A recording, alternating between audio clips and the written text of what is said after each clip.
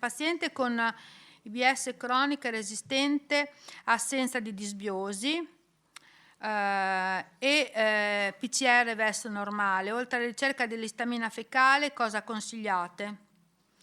Allora, sicuramente se c'è un gut screening normale, come vi ho detto prima, è bene fare la metabolomica, perché se la paziente ha un biofilm e il biofilm non ha prodotto, come ho detto prima, è stato proprio uno delle spinte che mi ha fatto progredire anche con i metaboliti.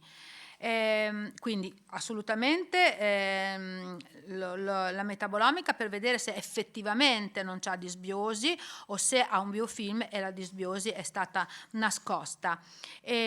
Oltre alla ricerca dell'istamina fecale, sicuramente anche i classici valori di infiammazione come calprotettina, latoferrina, M2PK e anche le GA secretorie. Quindi tutto questo, cioè se uno ha una IBS cronica, vale la pena fare tutto lo screening per essere certa di dove parto, perché solamente facendo questa e vedendo che ha un biofilm devo partire da una parte. Se invece non ho metaboliti della candida e il biofilm non c'è, allora devo pensare veramente a lavorare sull'infiammazione.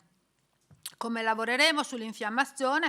Per esempio, ecco, in questi casi io farei una lipidomica. Se vedo che proprio ho solo un problema di tipo infiammatorio, allora potrò andare a lavorare con la lipidomica, quindi la somministrazione di omega 3, omega 6, quello che c'è bisogno.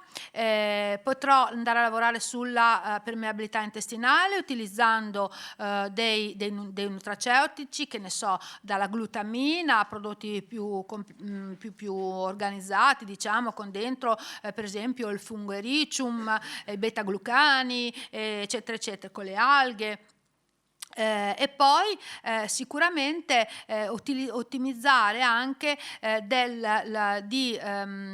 all'impatto del cibo, per esempio utilizzando sia non so, la zeolite che dei gel, capito? Che cerca di spazzare un pochino via la parte tossica, ok? Poi chiaramente avendo il panorama, tutto il panorama sia dalla parte tossica, dalla parte infiammatoria e dalla parte infettiva, vedo bene dove andare, che strada fare.